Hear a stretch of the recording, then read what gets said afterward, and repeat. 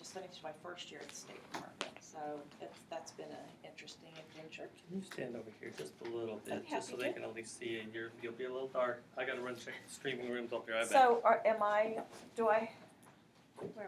I can't put it on quite yet. It's picking up live sound. I'll be right back. So this is sound here? I'll Okay, be right back. well then I'll just start over and say welcome to everybody who's in the live streaming. If you do not get any of the handouts, Sharon has gone, I think, to the Student Center to provide those for you, but feel free to come by this room afterwards and we'll provide the 3 handouts that we have to go with this. I was just sharing in here that I am Janine Barnett, the Executive Director of Curriculum and Instruction, and I'm happy to be serving in this role now. It's my 29th year in education, finished 1 year at the State Department. I was a high school English teacher and Spanish teacher, so my background is in high school, but I was at Bristow for 21 years. I spent 5 years as the Director of Instruction. That's when I first started interacting with the Reading Sufficiency Act. And then I spent the last 10 years as superintendent before I moved to the State Department. And I'm just happy to be here with the excitement and enthusiasm that we're building, hopefully, to change the conversation about education. What I really want to start with, though, is you, because you all have made a huge difference, and we want to emphasize that. So when you look at the screen here, you can see all the states that are listed. These are our NAEP 4th grade reading scores. So NAEP 4th grade reading, last year, the results came out this fall. And usually, and Superintendent was talking about that we were last in the region, almost last in pay, and so usually you see Oklahoma that's down here, and this particular time, I can't remember, that's Maryland, I think. But you see for 4th grade reading scores, Oklahoma had the 4th highest growth rate. You see us there? So it's our kids that's doing that, but who else is responsible for that? Teachers. Teachers, I think you should give yourselves a round of applause, truly, because that's you in your classrooms with your students making a difference every day. And I do believe in RSA. There are elements and components in it that, in the past we've worked on tweaking it, but I think we've brought it to a moment now where it's one of those that it really is focusing on those individual kids in those individual districts and giving teachers the tools to make a difference with those kids and make the best decisions for them. In 2014, we had about 16% of our kids who did not meet the RSA standard. In 2015, we had about 14% of our kids not meet the RSA standard. And then based on preliminary data, this past year, we had about 12% who did not meet the RSA criteria. So that's the kind of trajectory you like to see, right? Mm-hmm. It's going down about 2% per year. We do know, though, that we have new standards, new assessments, and then, of course, we have the new component in the RSA that's coming into play this year. But I think we're ready, and I know that I believe in our kids, I know they'll be great, and I believe in our teachers. So our agenda today is, this isn't a session that's necessarily interactive. If you have a question at any time, please feel free to raise your hand and ask it. I will try to remember, and if you all will help me here in the room to remember to repeat the question so those that are in the live streaming hear what it is that we're talking about. I will do that. How many of you have been working with RSA for more than 5 years? So really, you should be doing the presentation. You really should, because you've been in the weeds working with it. I've been dealing with it, as the Director of Instruction and Superintendent at a different level. So if there's something that I cover that you're saying, hey, that doesn't sound right, Dr. Barnett, are you sure that that's the way it is? Please ask that question, and we will investigate it together to make sure we get to the right response for that and make sure we're clear about it. So how many of you, this is your very first time to ever deal with RSA? Okay, so we have someone that's new. Please, let's become best friends. I have a lady from Pawnee who calls me frequently. I love to talk to Gail and see what's going on in Pawnee because and then Skeeter Sampler at, can't remember where he's from. He's another best friend. But please call. And at the end, we'll list all of the RSA team that we've brought together so that we have multiple people that can answer questions. And we're going to have conversations to make sure we're all on the same page. But if you want to get to the core of an answer, please just give me a call, and my contact information is there as well. But we'll do an overview. We'll look at some of the data issues, promotion and retention conversations, and then planning for 2016-17. Oh my goodness, this projector's not very good. But what this is showing is just a picture of our website. And how many of you have visited the website? It is a beautifully designed website. Great information. In fact, I had someone from a different state who contacted me through email just yesterday asking, they're getting ready to build a similar kind of webpage, and they wanted to know if they could use our stuff. And of course, we'll share. But that was created by the past team at the State Department of Education for RSA, and their hard work, we couldn't be where we are today if all that hard work at the State Department hadn't taken place up to this point, and I really appreciate them. You know, Michelle Sprague came in last Thursday and resigned. Big shock. I've been dealing with people for a long time, and I didn't see that coming, but we wish her well and know that she has good things in front of her. She's been working hard in RSA for several years. But on the website, there's a button that takes you to the RSA legislation, and we're keeping that updated with the most recent information that you need to use as a resource to make decisions. If you call with a question, I may ask you to go in and we'll look at the law together, because that way we can make sure we're looking at the same thing and we can give the best answer for that. House Bill 3218, the portion of it that is that applies to the RSA law is up there, and the rules that should go into effect on August 25th is also up there, and we'll be talking about those today. The next section is the parent button. We have the parent brochure updated with the most recent information, and it's available there for you to use with your parents. We're in the process of getting that translated into Spanish. I know Medill, is anyone from Medill here? Yes, so hopefully that'll be helpful, and we'll try to get it out and posted as soon as possible. Any other districts have a high Hispanic population? In this part of the state, we have more. There was just one in Sallisaw yesterday, but we hope to have that available for you. The third button is the RSA coordinators and teachers, and that's where you'll find most of the information that will be helpful for you that we're going to show you today.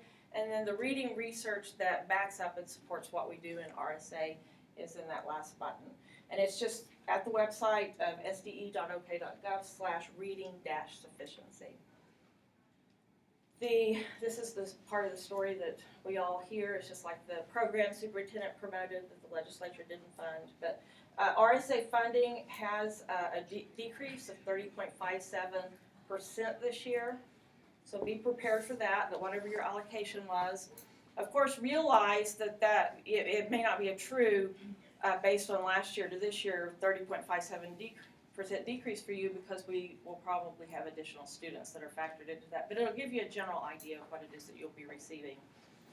I don't know if you're aware or not, but we cannot release the numbers of students and to state aid so that they can generate the amount per district until every single district in the state submits their plan and gets it approved.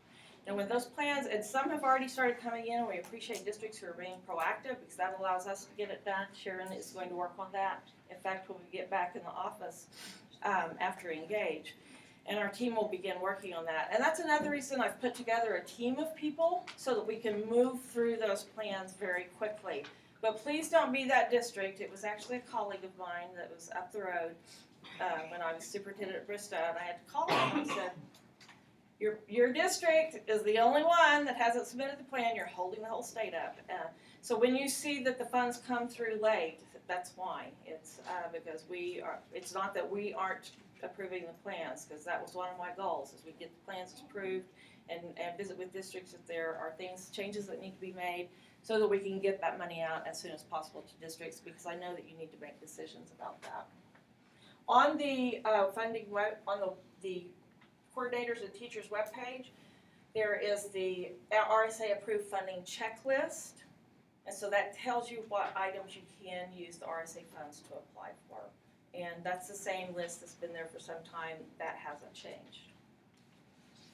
So when you talk about our data reports and then our third grade reading assessment, the red tape task force that Superintendent talked about and referenced in her speech today has been a collection of several individuals, probably together with each one of the sections. There were over 100 who took a look at the reports that we were requiring at the State Department to make sure they were actually used for something, and that we weren't just requiring districts to give us meaningful data.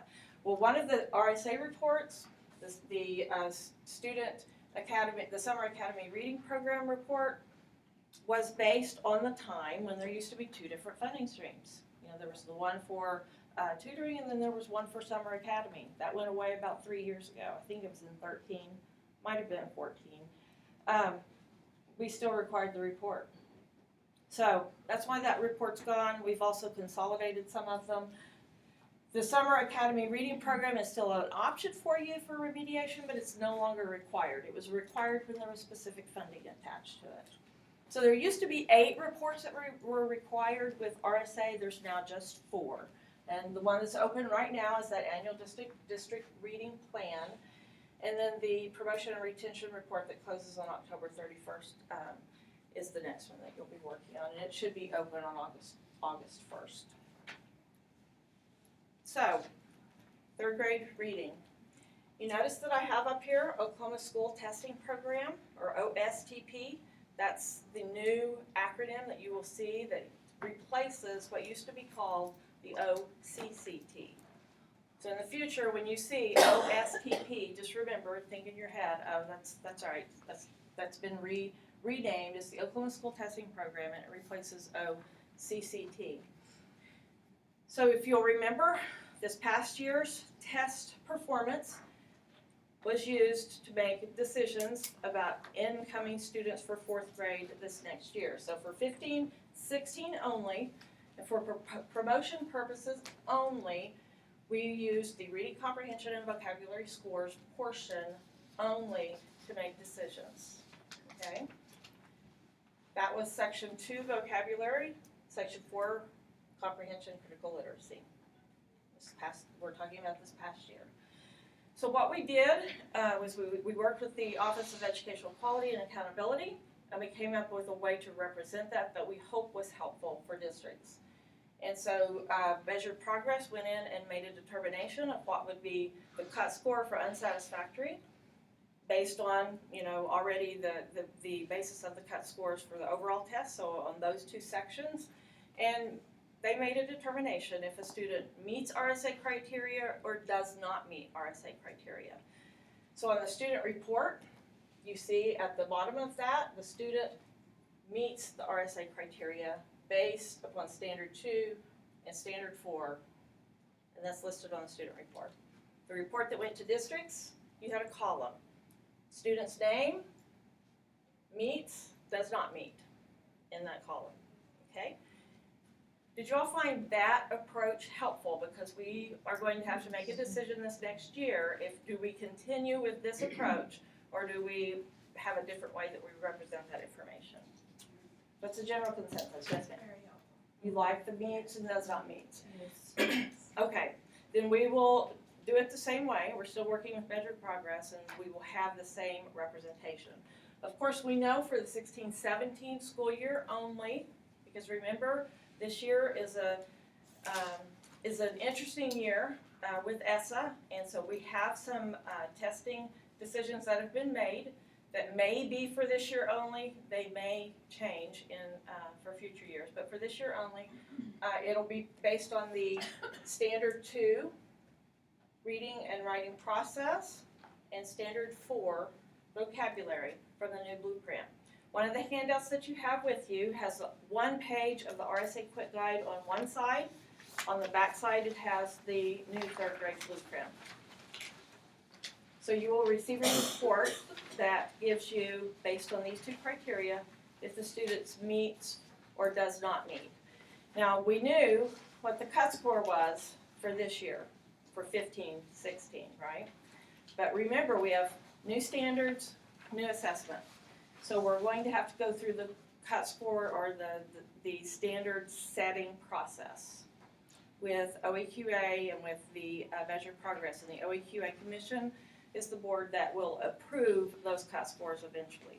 So that's why that you may have received from superintendent a request for you to provide input on 3 different testing windows. Have any of you received that in your email?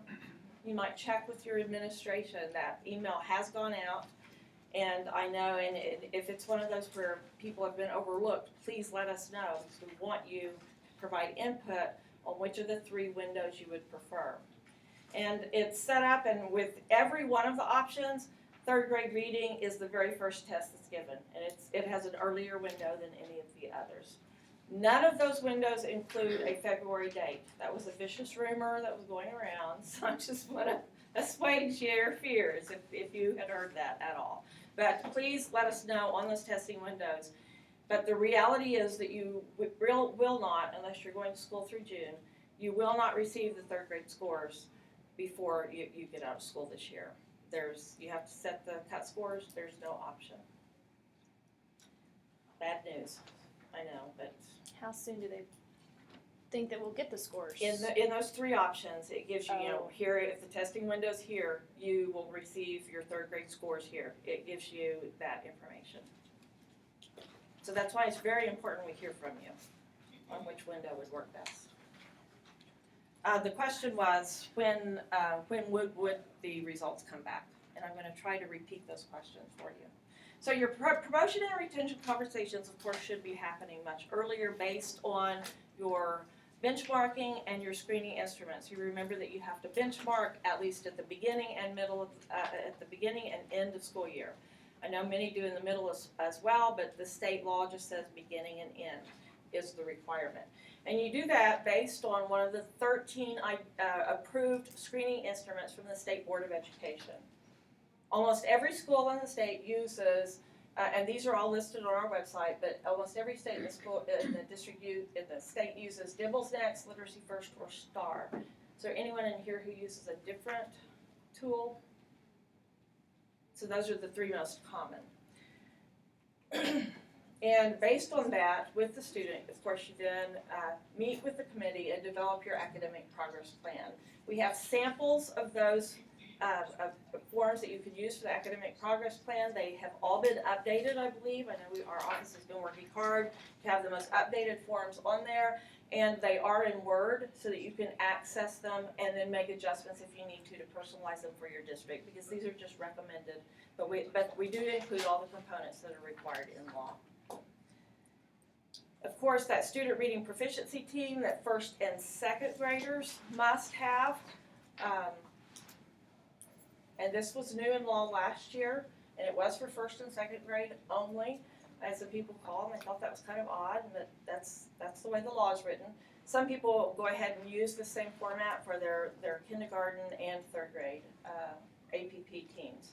But that particular student reading proficiency team, because there are 2 that's listed in the law, they're called the exact same thing, have the exact same acronym, but they're 2 different ones with 2 different purposes. The one for 1st and 2nd grade must include a parent or guardian, current teacher responsible, future reading teacher in the next grade, and a reading specialist if available. And this is to work out the plan for the student, to help them progress, not to make promotion and detention decisions. We have forms, again, on the website that include all this information for you in Word so that you can access it and personalize it if you'd like to do so. I've included it here because part of that parent conversation, and as you know, it was added as an additional requirement for your parent notification of those lists of 8 things that you have to report on. which are all listed on our quick guide. If you haven't accessed the quick guide on the webpage, it's an excellent resource. We've updated it with the most recent information. You have the back of it, which we provided that because it covers all of the good cause exemptions, and we're not going to talk about all of them today, but I wanted you to have them in your hand just to remind you of what those are. But out of the 8 items that you have, of what you have to report to a parent, one of them is the Lexile score. In law, it says a conjoint measurement model, but Lexile's the only game in town, so that's what you'll be using. I didn't realize when I was out in a district, there was this great web page that we pay to have. So since the state's paying to have this web page, I'm going to make sure everybody knows about it. It's a great website. It's just sde.ok.gov/sde/Lexiles. It is maintained by Metametrics, but you can go there and they have a link where you can go out to a place where you just dump some text into there and it'll give you the Lexile of that text. There are books that have Lexile levels attached to them, titles of books, and we've been working with them to get up information with Oklahoma authors and Oklahoma interest books so that those also will be listed. Have all of you used the Lexile page? 65,000 a year. Yeah, so please use it. Please. I've not used that page, but I have a question about, can we put our textbook ISBN number like we used to could do with some of the AR books and get the Lexile level on? I don't know the answer to that, but we'll investigate that. Yes, She asked if you could enter the ISBN number. Because AR used to have that and they've done away with that. Okay. So I didn't know if. We will check and see if the ISBN number can lead us to a Lexile level for a Usually you textbook. could do just a specific story to find a Lexile. Yes, Okay, thank you. yes. Any other questions? Okay, please use that, $65,000. I just think, and I've asked at every place, and no one seems to know about this website. And this summer we did a ticket to read.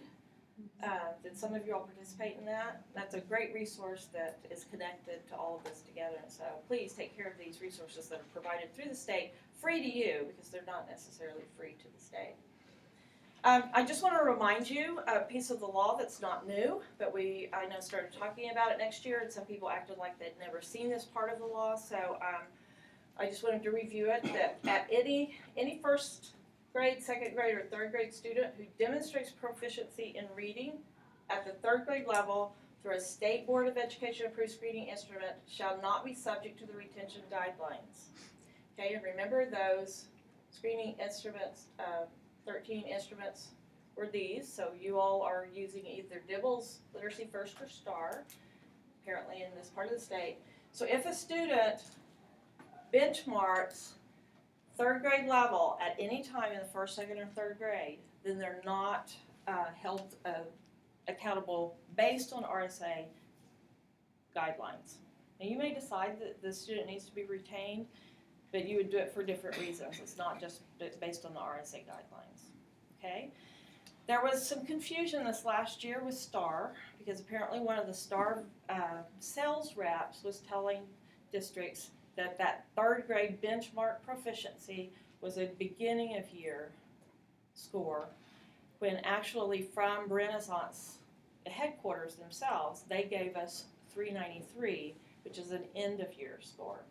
And so when we became aware of this, we didn't want to call districts and say, hey, you know that kid that you sent home a form that said, hey, Johnny's benchmark, you need to go back and tell mom and dad, oops, sorry, Johnny didn't benchmark. I was wrong, I'm going to ungift him or whatever him, because we can't do that. And so we put in a grace period because we felt like we hadn't communicated that effectively from the agency's perspective, and the sales rep had been miscommunicating that. But those benchmark requirements are listed on the website underneath the 13 state board screening instruments. You know, when you call that up and it lists all of them, and it gives a column that tells you if they provide a Lexile score. It also will give you what the proficiency score is. That's decided by the vendor.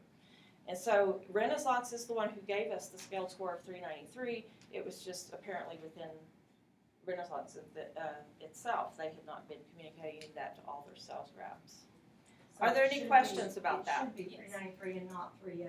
It, correct? yes, the question was with STAR, should it be 393? And that is what we've been provided Okay. from Renaissance. You talked about benchmark, but what if it's on a progress monitoring? If at any time, the law At any time. says, any who demonstrates proficiency. So it's not, it doesn't matter when, it's at any time.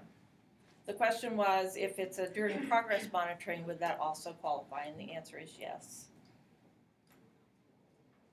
Any other questions? Okay. We do have a sample parent notification that you can use for a student who has benchmarked. You are not required, it doesn't say anywhere in law that you're required to send this out, and there's not a particular time that when you have to send that out. So that's a district decision. That sample is just there for you to use at your convenience. We talk about 4 different paths to promotion for students, and really that very first path needs to start with that State Board of Education screening instrument. That's what's identified in law. That's the very first thing that we should look at.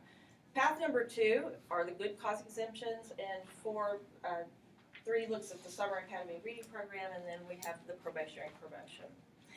And this is if you're looking at a student who has not met the RSA criteria. Okay, so you would want to go back and see, have they benchmarked? That would be the first thing that you would look at. So, as we know, for 16-17 school year, in the law, it still lists scores at the unsatisfactory or limited knowledge level. It lists those. And it says on the reading portion, which we've identified that's section standard 2 and standard 4, of course, we know that the report that will come back to you will reflect that and the cut score that's determined, and it'll just say meets RSA criteria or does not meet RSA criteria. So really, I mean, ostensibly, a student could score limited knowledge overall and get a score report back that says limited knowledge, but receive also a stamp that says meets RSA criteria. Because if they score above or score at proficient and above unsatisfactory or limited knowledge, then that's what you'll receive. They can also get unsatisfactory and still make criteria. I've talked with Craig Walker about that, and statistically, that's very unlikely, he says, but you're absolutely right. Well, we had 5 students did it this year. And the question or the statement was that there were 5 students who scored unsatisfactory, but who still scored meets RSA criteria. And that's very interesting, and I'm glad you shared that anecdotally, because I asked Craig that question, and he was like, well, you know, when you look at it with the statistically, it's highly unlikely, but did lots of you have situations like that? Okay, just one. So, yes. Really, we had to call the State Department. We didn't understand what it meant. Yes. It meets criteria, but it's unsatisfactory. Interesting. Promotion path 2 is a couple of examples from that. Of course, all the good cause exemptions apply, but the 2 that I wanted to just emphasize because they come from the rules instead of the law, and so people sometimes have trouble finding the spot where this is. But another way that a student would be promoted if they were not eligible for automatic promotion is if they score at the 45th percentile on one of the 4 approved alternative standardized reading assessments.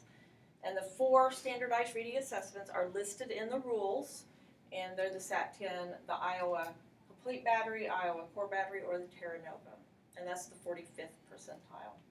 Also, another good cause exemption, or within the promotion path 2 that I wanted to discuss, was that a student who's not eligible might achieve eligibility by demonstrating proficiency through a student portfolio. And remember, that's where you collect the work based on the 5 different areas of the Reading Sufficiency Act, or is subject to other good cause exemptions that are listed on your page. We have on the website with the updated information from the student portfolio, the resources for you to use if you want to accumulate that for a student. Promotion path 3 is for a student who is not eligible for automatic promotion would be through successfully completing the Summer Academy Reading Program and demonstrating that by competency through the portfolio or scoring proficient on the alternative reading assessment. Just going through the summer program itself does not qualify them.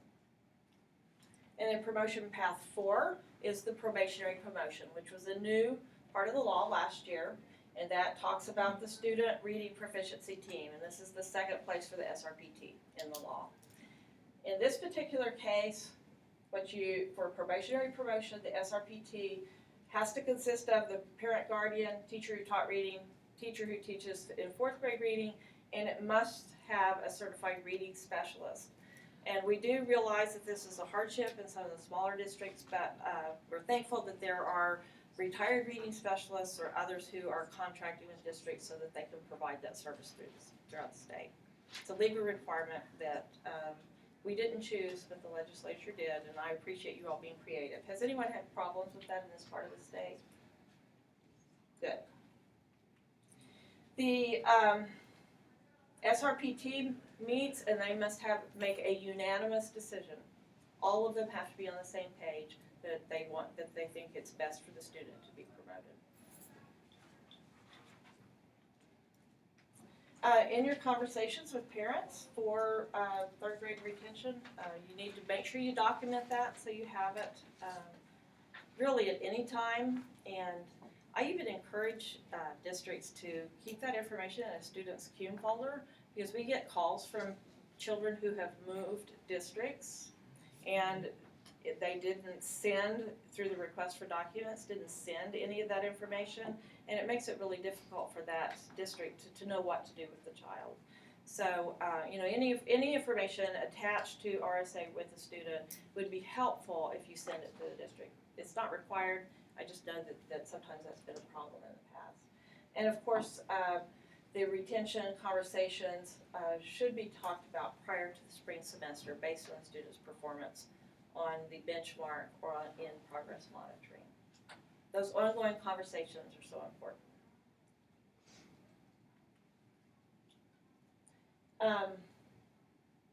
Can't see the webpage. Just emphasizes again the required parent notification.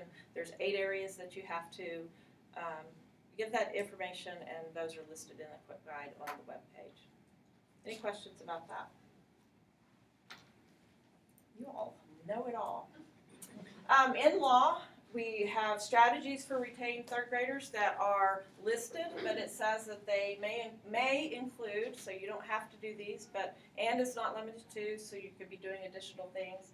But what's listed is small group instruction, the reduced teacher-student ratios, more frequent progress monitoring, tutoring or mentoring, transition classes containing 3rd and 4th grade students, extended school day week or year, and summer reading academies.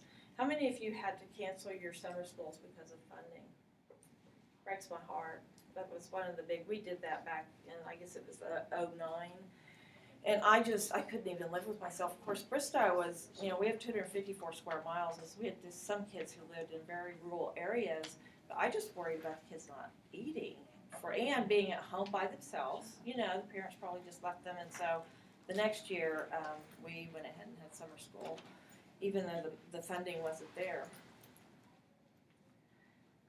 As you work on your RSA planning for 16-17, some of the changes that I want to emphasize come from House Bill 3218. Some of them are changes in rules, and these are changes to just update and catch up with the law, even from a couple of years ago, because when Senate Bill 630 was passed, there were no changes made in the rules after that time, and so we're trying to do the catch up for 2 years now at this point.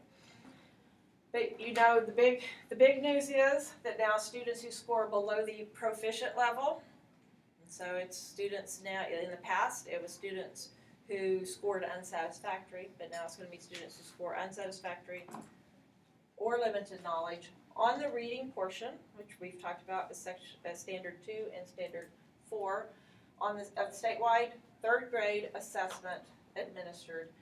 And it talks about the fact that they do not qualify for promotion or probationary promotion shall be retained.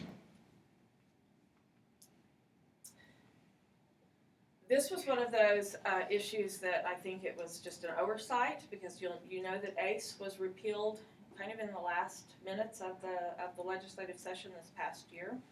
And so I asked our legal team to put together an opinion on how we would handle that, because we had been talking with districts about the fact that once students moved, and we had looked at how ACE and RSA law had overlapped and actually had language that kind of dovetailed nicely, and so it made it where when students transitioned to middle school, they would move to the remediation required under ACE instead of what's required under RSA.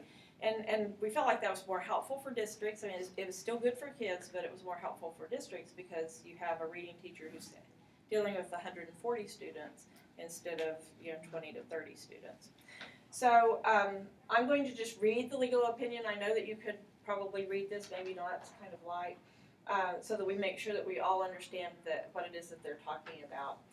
Even though House Bill 3218 both repealed ACE and further amended the RSA statute, it did not remove the language in the section that provides that students approved for probationary promotions must have their reading proficiency reviewed by their probationary promotion team every year until they read on grade level or transition to the requirements set forth by the Achieving Classroom Excellence Act. They just forgot to take this out of the law. So, in the meantime, the 2016 RSA rule amendments that were approved by the state board and the governor go into effect August 25th and provide for transition to ACE remediation for students approved for a probationary promotion who do not read on grade level. So it's both in the law still and in the rules. So although ACE itself was repealed as of July 1, we advise that for the 16-17 school year, schools may provide secondary students the reading remediation required by the RSA through any ACE remediation plans already in place for such students. Although the Achieving Classroom Excellence Act is no longer in effect, this approach will allow districts to provide students with the reading remediation they are entitled to without being required to develop new remediation plans with so little time left before the school year begins.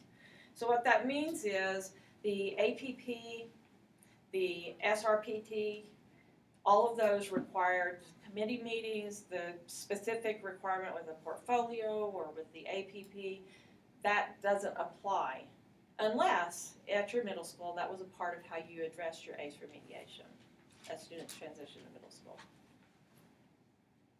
Clear as mud? Yes, ma'am. Okay, I'm kind of new I'm middle school level, and what my question is, the students that have been on the probationary promotion, and you're saying on grade level, should they, when they're promoted to 7th grade, now they're going to have to read at 7th grade level, or is it still that 3rd grade requirement? It's on grade level. Okay, so at 7th grade if they're in 7th grade. Okay.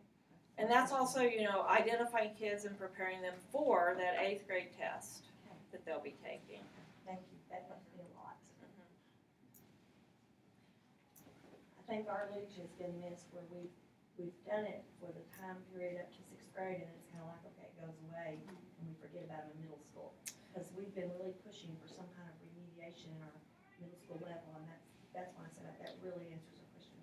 And middle school remediation may look differently. Sure. I know we did at Bristow, we remediated our kids, and of course under ACE, provided, Sure. not required. Sure.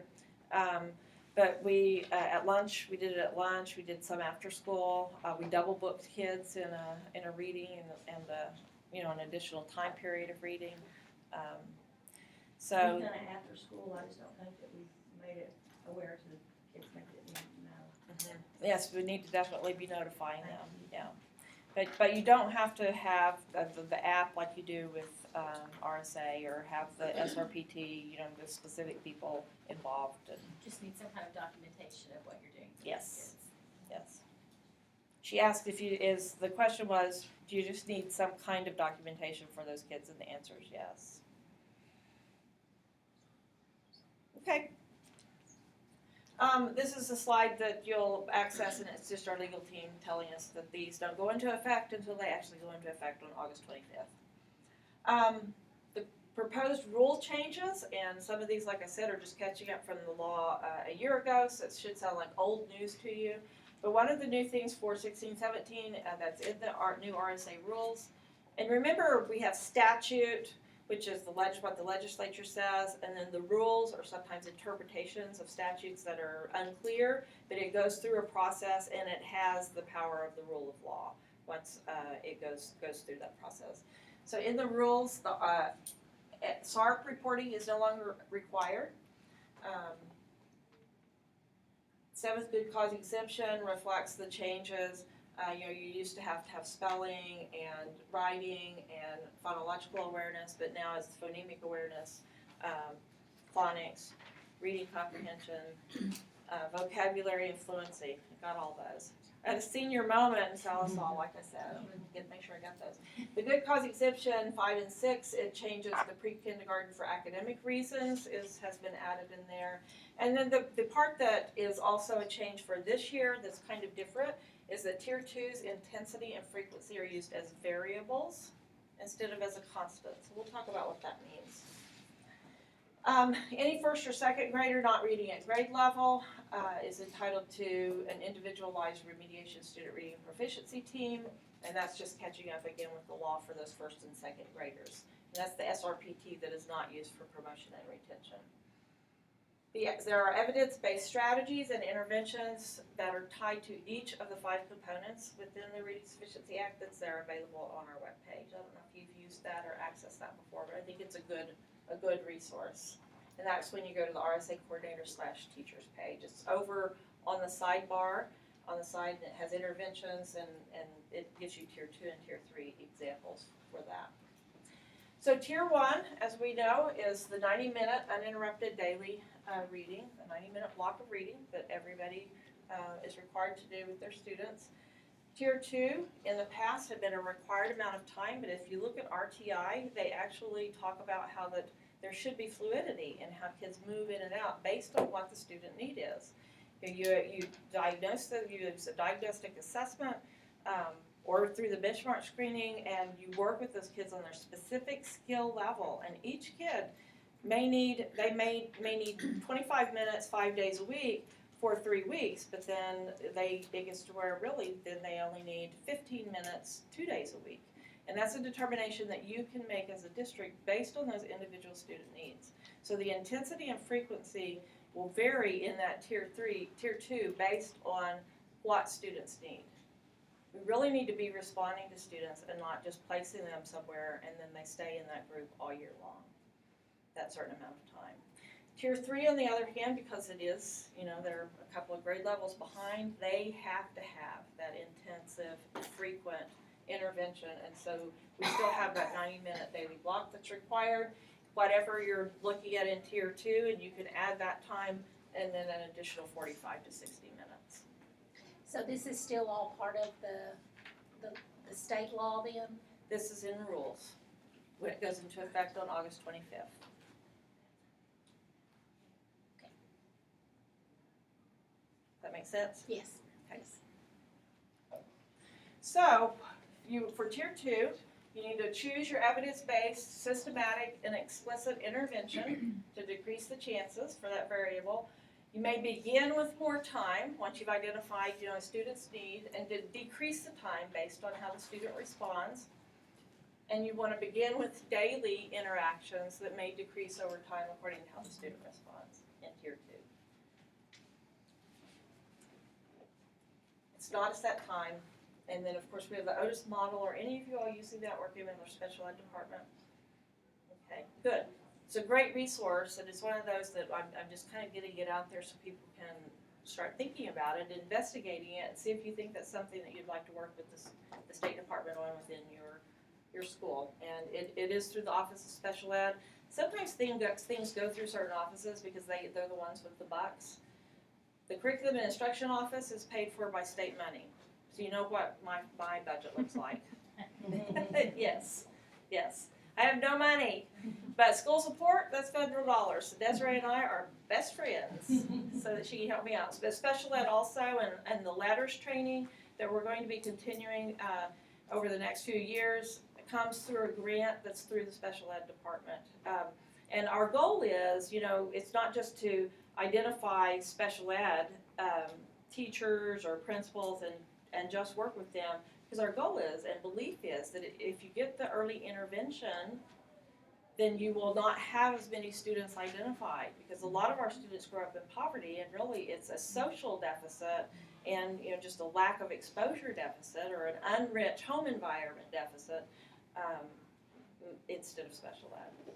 I'm not familiar with the letters training.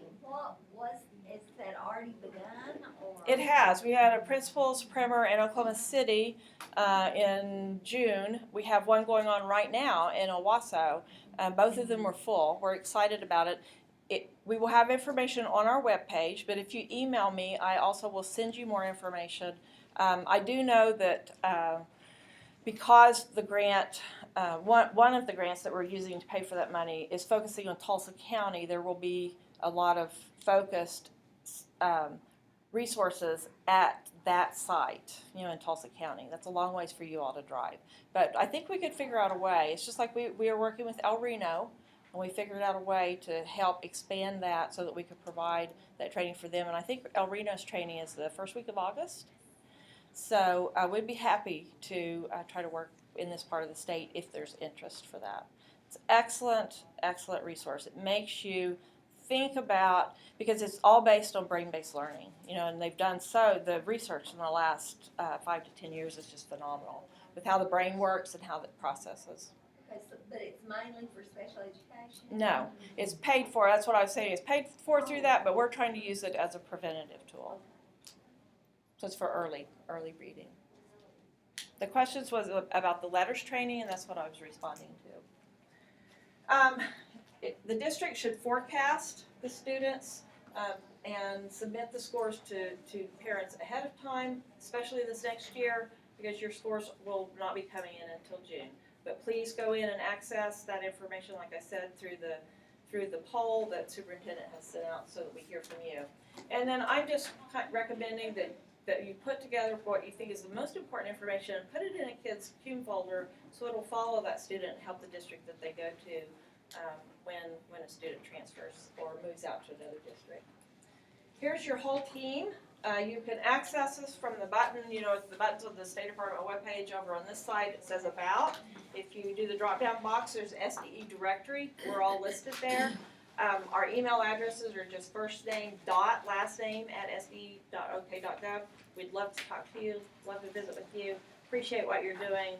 Remember, we had the 4th place growth in the nation on our NAEP scores. Y'all are awesome. Thank you. Oh, Doug Fisher, flyer, that's free. That's paid for through the Office of School Support. His definition of text complexity is embedded in our new standards. That's why we're bringing him in for people to visit with him at the Reading Summit.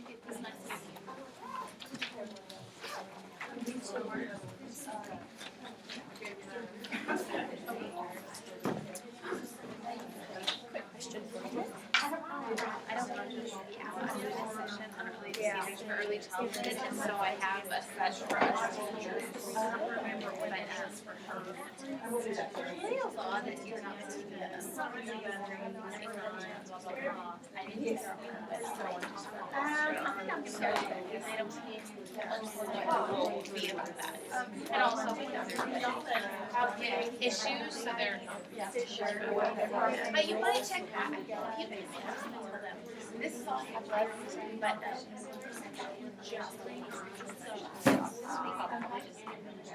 but so anyway, and Josh Flores is the secondary ELE, And we didn't change nothing. he had more than I do, so you might just. Okay. So yes, that's just, I didn't So I'm here under, will you notice under that?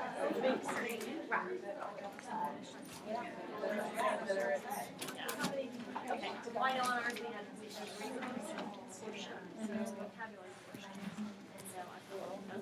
The rules say reading comprehension only, and I'll double check that if it's different.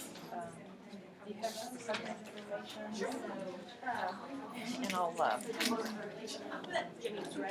That'd be cute. Yeah, I can do that.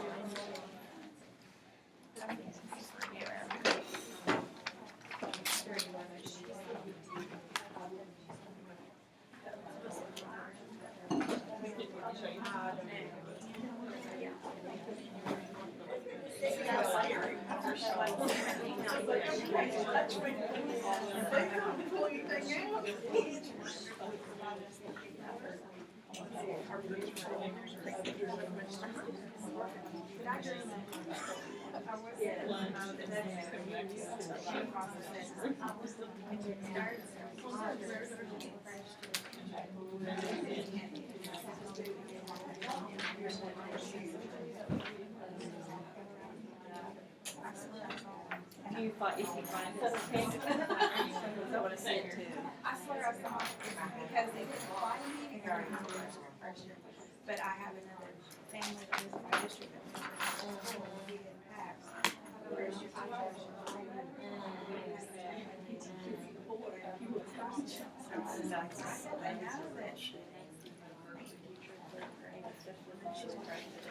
But anyway, okay, so you don't know anything about that? Okay, well, I wish I'd have, I know I read it. No, but there It is didn't no apply. such Stipulation, okay, that's at good all. to know. But Okay.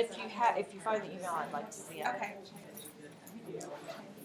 And then I wrote down the other suggestions somebody else had about like sign-off framework. Reading comprehension. Thank you. You bet.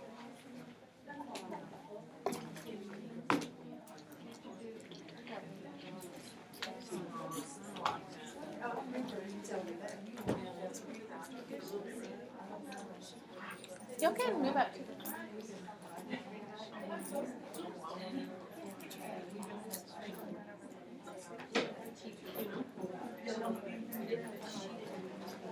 Are you going?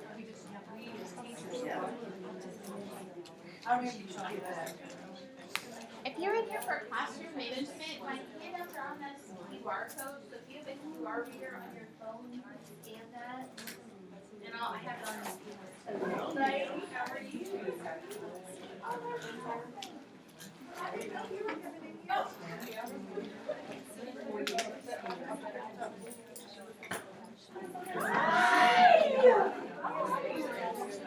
Guys, just talking about you.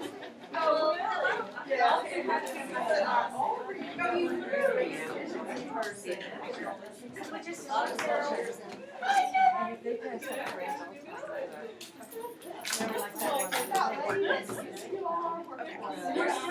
We're still using that. The badges for green, should we pick? Oh, Lord. You do your No. Yeah, I'm telling you. Yeah, she's having probably first day cheaters now. I hear my old woman.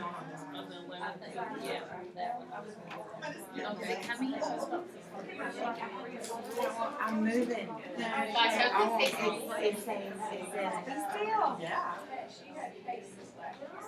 You're not gonna do this when you're in Go down. There'll be masters over one. If you don't have yes, it'll be on the website. Also, I've tried this here. If you want to email me, I'm trying to introduce myself. We were like. So, the best that I It's can not do one of with them. I'll get the website. You're gonna use that.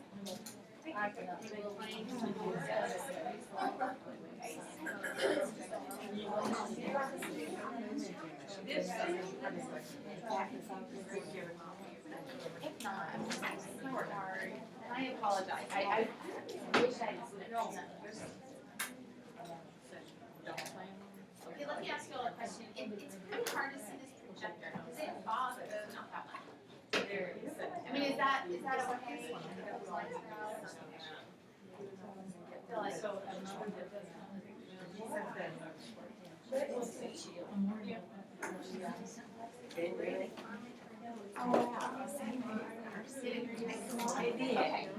Until you're our age. Come on in. Unfortunately, you might have to sit in the front. You know that too, you know how it is.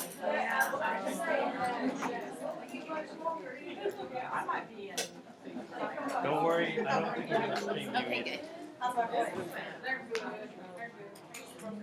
But I was still streaming, I think. Okay.